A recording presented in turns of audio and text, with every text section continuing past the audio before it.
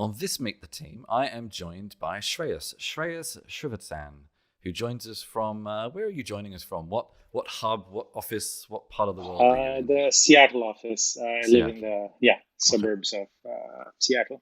Okay. Do you like it there? Yeah, I do.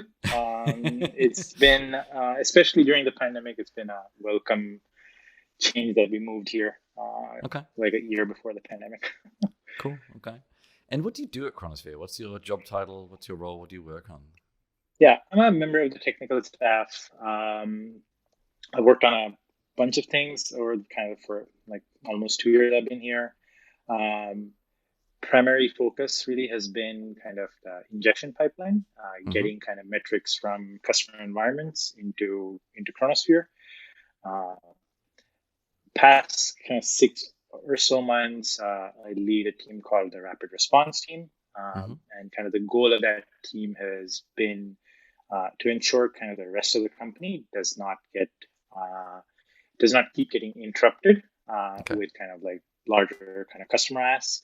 So kind of the which is kind of I guess one of the fundamental like challenges in a startup, like how much of Yeah. customer work do you do versus actual product work. Uh, so the goal of the team is kind of to make sure that the product team can kind of continue building product on longer term roadmaps with rapid response coming in and doing kind of the sizable feature work that kind of doesn't fit into that That's roadmap. off the roadmap. Yeah. Okay. Okay. Um, and what brought you to Chronosphere in the first place? Why did you decide to join? What Mhm. attracted you?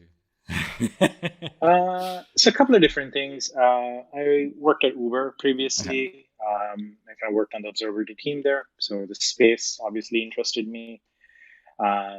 Like spent a bunch of time working on alerting, dashboarding, and Mm-hmm. kind of like different different use cases.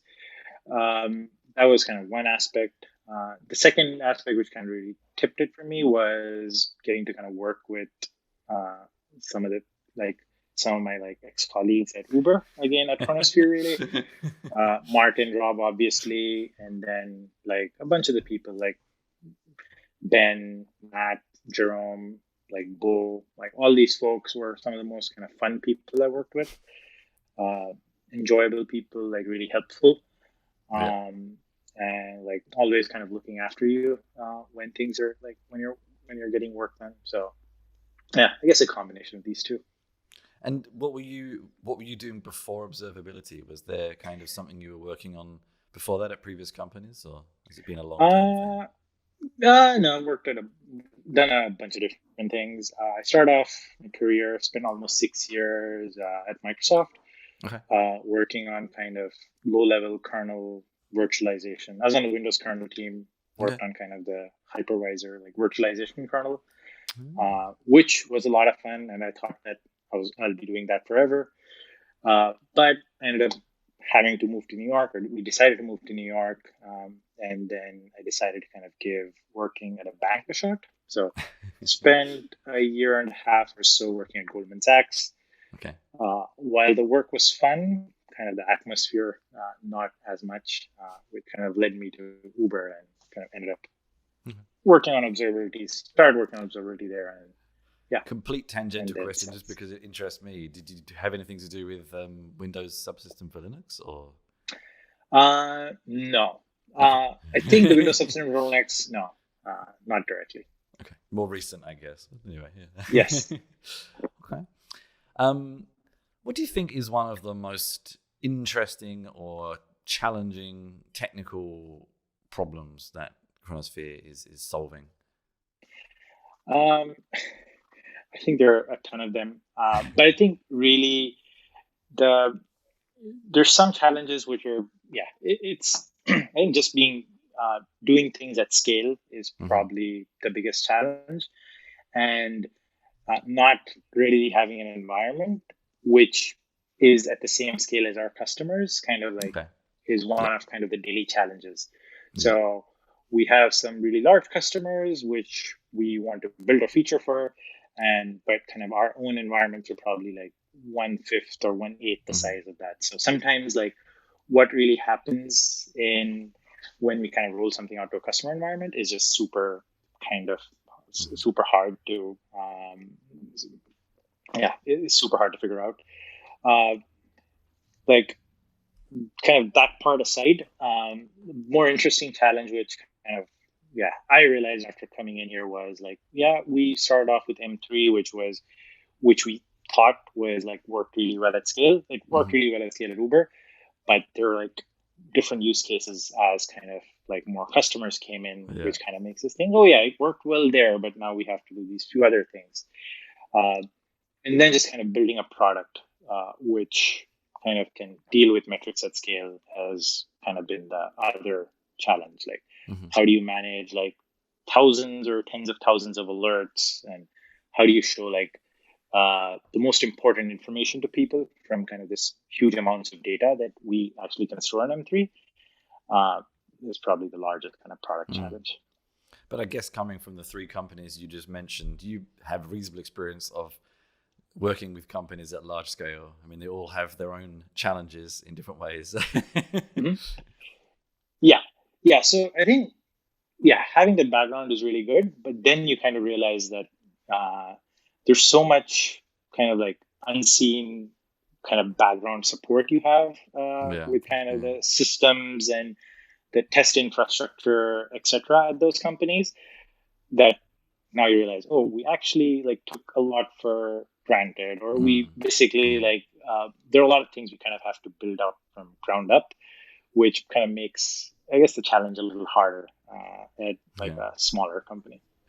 True. So I haven't thought about. I've never really worked at vast companies much, so your support network is always, you kind of know them because there's so few of you. Yeah.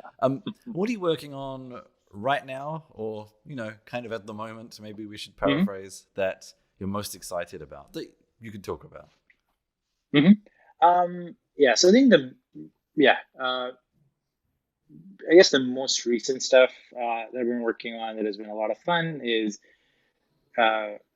basically kind of solving like customers' kind of direct ingestion problems. Like a large part of what we've been doing at Rapid Response team is work with customers during their pilot phases, kind of understand how their metric systems, the current metric systems are set up, and how they would kind of transfer to Chronosphere, and making sure that they kind of work with us.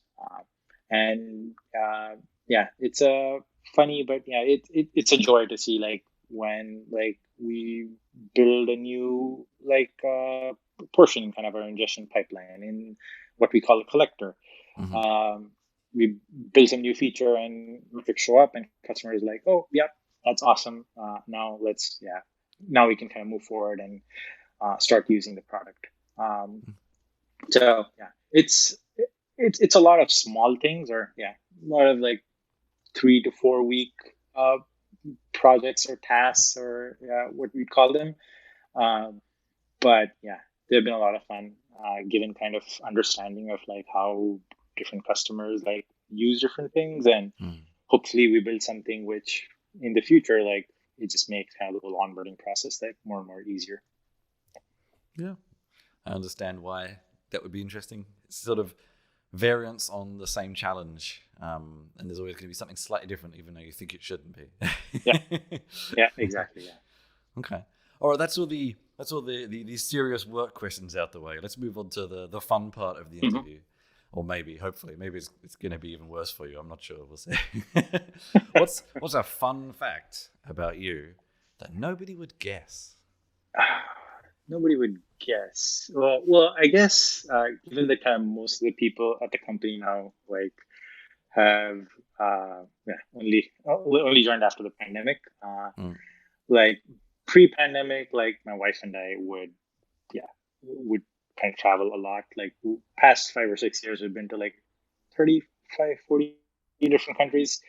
Every couple of weeks, every month or so, we would be out and about somewhere. Obviously that's not happened with pandemic, but that's probably one fun fact. What's your favorite place? What's one of your favorite places you visited? It's a hard question. I think favorite place is really like or rather, one of my most enjoyable trips was like Tanzania, Okay. and kind of the Serengeti and the safari. Um, and the most surprising place that we really loved was like Croatia and Bosnia. Yep. Yep. We really didn't know what to expect when we went Yep. there, and it was amazing. I think a third place I'd put was like, I think it was the last trip we took before the pandemic, was we spent like a week in Egypt, and Yep. Okay. that was, yeah, really The amazing. Balkans is one of my favorite places too, but Belgrade is one of my favorite cities. Mm, One of the other ones in that region. It is yeah. a strange and interesting place.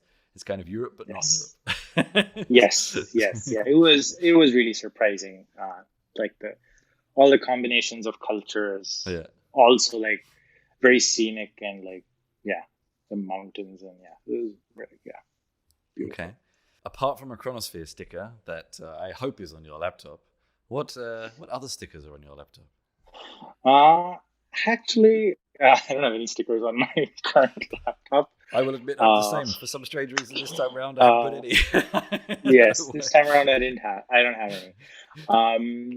Yeah, I'm not really a sticker person. I just kind of like the clean look of the Yeah. MacBook, which is kind of the Apple showing up on the other side. I actually Um, kind of feel like it's because we're not going to conferences. It used to be something you did at conferences, and now no one's at conferences. yes, There's no reason to put stickers in your laptop. yes, yes. You're not going at conferences. You're not working in kind of like common communal spaces where you have to kind of differentiate your like laptop and stuff. So it's okay. It's just lying around at home.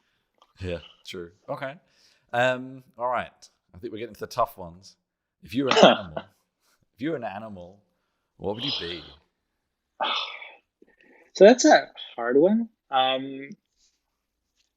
don't know why I wanted to actually say uh, zebra. It's not anything in particular, but one of the first sites when kind of we went to Tanzania, and one of the first kind of like animal encounters we saw was Mm, kind of two lions and a zebra, like standing across from each other. And kind of the zebra, I think it has this like massive like wide vision, and the zebra is just like staring off at the lions, and any movement the lion makes, the zebra was able to make it faster. Was like, wow, like we never like thought that would happen. And yeah. then when we got to the Serengeti, we saw kind of zebra and wildebeest against the lions, and we were like, oh yeah, zebras are like, for where they are, they're really smart. Yeah. So I don't know. Yeah, Well, apart from probably. a zebra, Hmm? which I don't know if it really counts or not as an answer to the next question, who is someone or something you'd consider a role model, and how have they helped you with your career? Um, I think, yeah, this really, yeah, I guess it has changed over time. Probably like, as for most people, like when you're kids, kind of your parents were role models. Like, oh, Mm, they could do all of these things, and I want to do all of those things. Um, After that, I think, yeah, it's kind of like changed among sports people. Like, mhm. I guess my role model, not necessarily for me being able to play as well as him or wanting to play as well as Roger Federer, is like really Roger Federer. Like, he just seems like there is there's a perfectionist. Like, there's like real quality of play, and being able to kind of like do that in a very kind of Yeah. artistic fashion. uh, like, there are many other great tennis players. There may be others who come greater than him, but he seems like one. Like, if I would play tennis, I would like to emulate him.